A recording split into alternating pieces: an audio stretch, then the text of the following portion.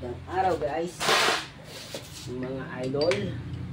Meron tayo dito Wind 125 overall to. Kaso gusto ko sana paanda rin para mapakinggan yung makina. Kaso problema, loose kick na siya.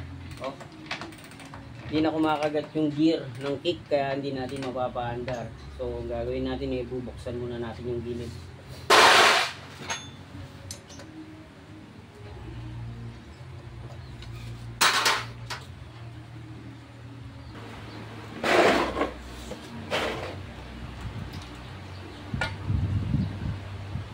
Wow.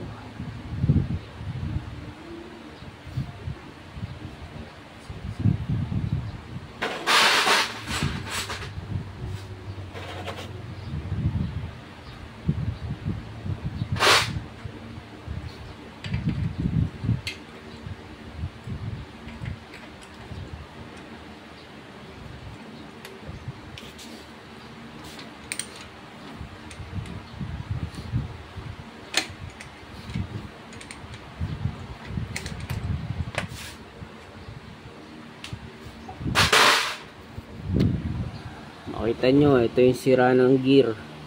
Yung idle gear nya sira na. Yung sumasayad na sa may case. Yan. Kaya pag kinikik, ayaw.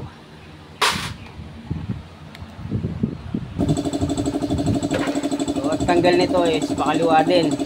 Itong clutch housing. Hindi siya katulad ng mga rouser.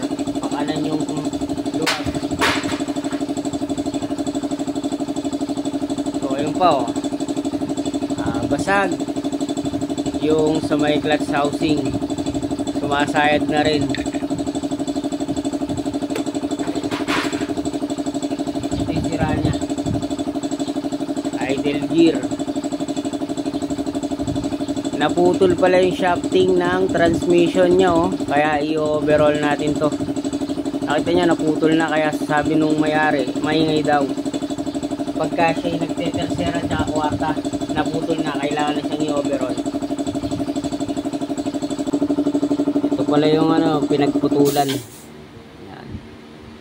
Naputol na yung sa may transmission nya, yung shafting. Yan. So, ang daming sira. Ito, sira rin to. Gastos.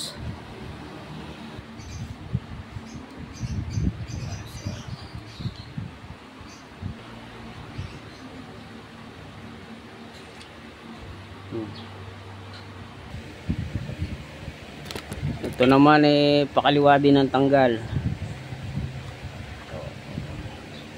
Kanyang primary gear.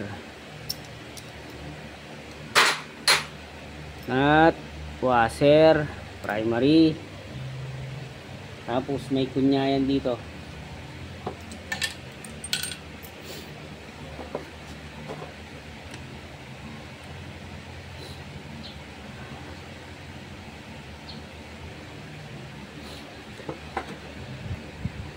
Dito naman may tatlong tornilyo yung oil pump nya. Yan. Screw. Para matanggal to.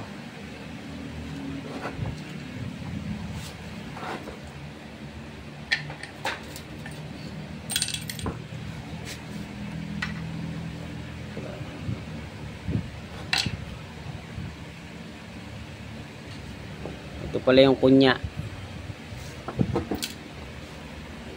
Tapos ito na yung sa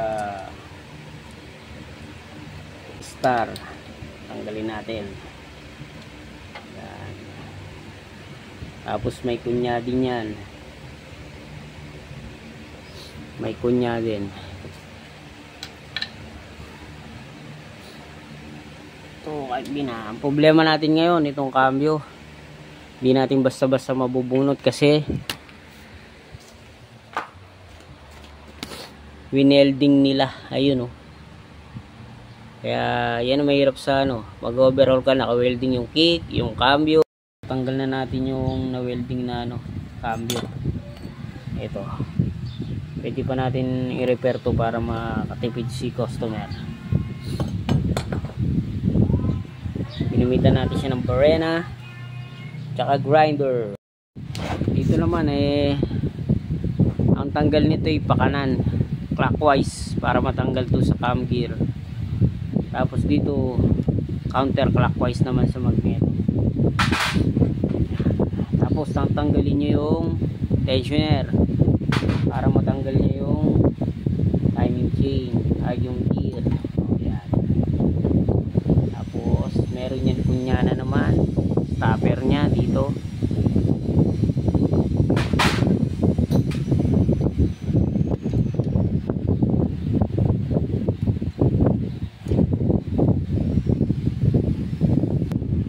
Tapos pag natanggal nyo na yung magneto, siyempre ito na yung stopper nung timing chain para mabunot nyo na yung timing chain.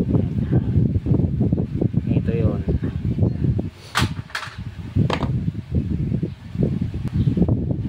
Ito, atake nyo na yung timing chain nun.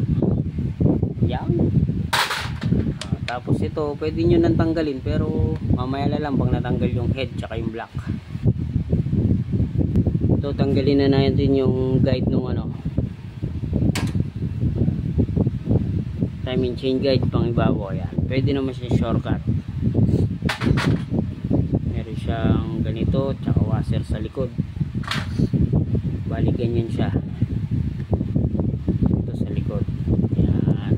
Ganyan. Siyempre tanggalin na natin rin yung kunya nung magneto.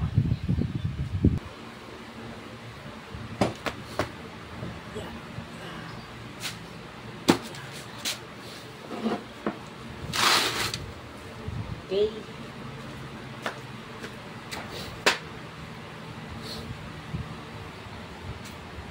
So, ayaw gumalaw ng 2 bolt. Pangalawang na to.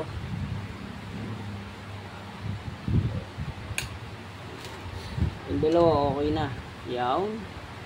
Pero itong dalawa ayaw siguro dahil naka-open dito.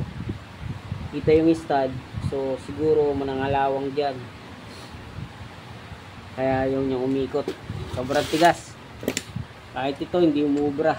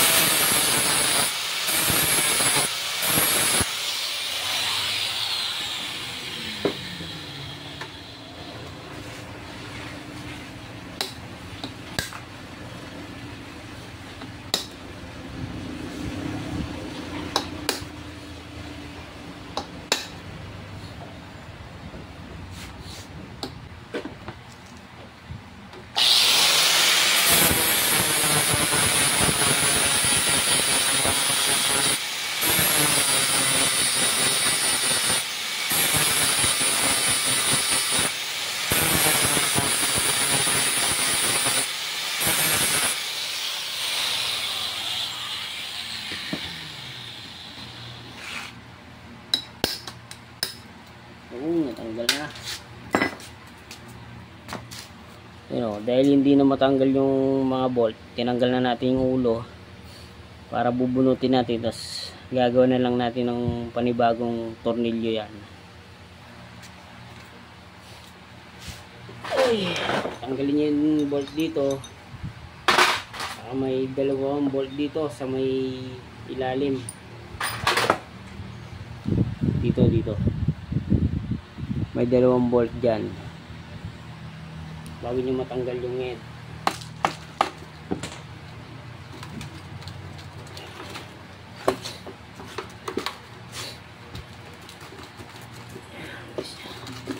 Masikip talaga yun, no?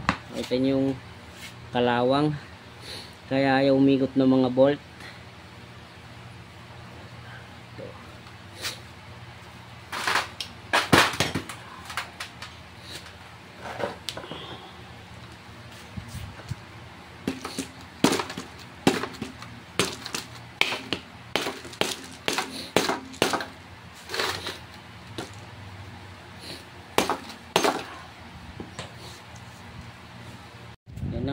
matanggal talaga ng dalawang bolt, sobrang tigas. Shortcutin na natin.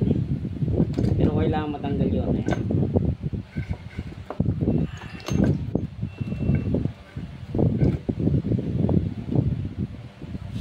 Ito nyo, naiwan yung black. Hindi pa rin pwede. Kailangan talagang tanggalin yun para lang sa mga gasket. Ito dito naputol yung ano, yung kadugtong nung kick idle gear.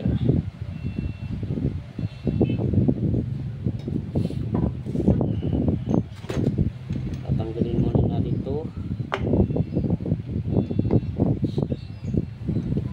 Pin, shifting port, shifting drum. Tapos dapat to saksak nyo ganyan para hindi na magbago.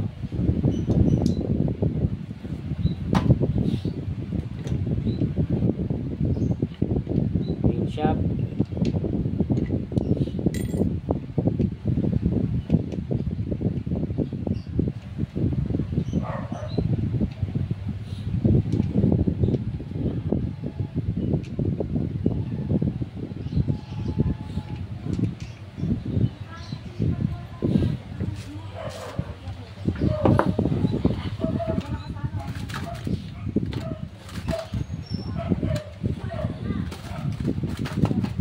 counter shaft, tsaka yung busing niya dito yan nakalagay.